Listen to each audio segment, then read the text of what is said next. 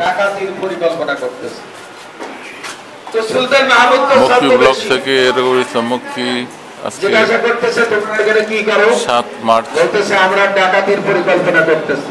বলে 20-25 রমজানের ডাকাতির পরিকল্পনা 6 রমজান 7 মার্চ তাহলে তোমাদের সঙ্গে আমারও সঙ্গে বানায় যাও। শতায়ের পক্ষ থেকে ইফতারি আয়োজন করা হয়েছে এখানে আলী হোসেন উচ্চ বিদ্যালয় মিরপুর 13 আলী হোসেন উচ্চ বিদ্যালয় মিরপুর 13-তে। একটা স্পেশাল যোগ্যতা আছে।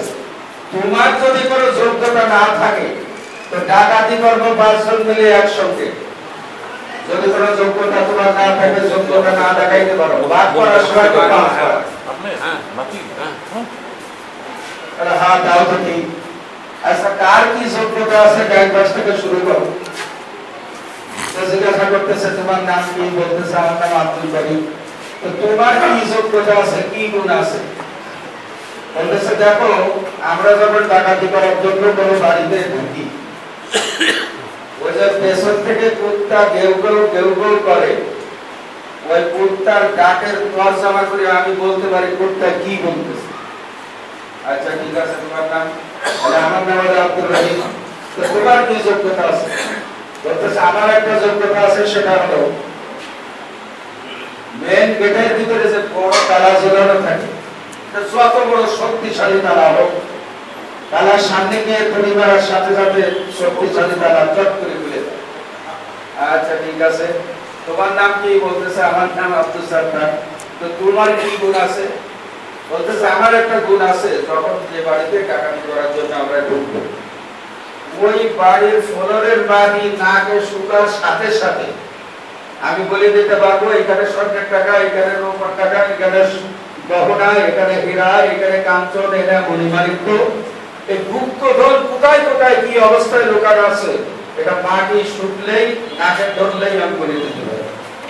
আচ্ছা ঠিক আছে 5 নম্বর দে। তার কাছে জিজ্ঞাসা করতেছে তোমার কি গুণ আছে? আমার একটা গুণ আছে, গুণটা হলো আমি সারে গুণগুণে অন্ধকারের মধ্যে একবার চেহারা দেখি, ওই 100 বছর পরে হইলেও আমি তাদের দেখলে চিনতে পারি এটা সেই লোক। আচ্ছা ঠিক আছে তো তোমাদের 4 জনের 4 গুণ শুনলাম। এবার ডাকাত দল জিজ্ঞাসা করতেছে কইরা বেটা তুমি যে আমাদের ভাগ দিবা, ডাকাতি করে মালের ভাগ দিবা, তোমার কি গুণ আছে? বলতেছে আমার একটা গুণ আছে। কি গুণ? যে তোমরা ডাকাতি করতে গিয়ে যদি তোমরা ধরা খাও, হাতে হাতে ধরা পড়ে যাও, আমার এমন গুণ আছে যে আমার দাড়ি ডান দিকে ঘুরাইয়ে বাম দিকে ঝাঁকি মারার সাথে সাথে এই 4 জনের বেকসুর খালাস হয়ে যাবে। আর ডাকাতরা কয় এইরকম ডাকাতের সদস্যতা আমাদের দরকার।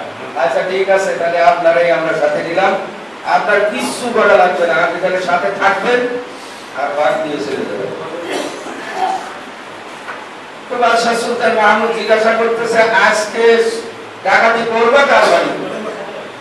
বলতেছে দেখো মুরব্বী, এতদিন ধরে জনগণের শ্রোতাদের বাড়ি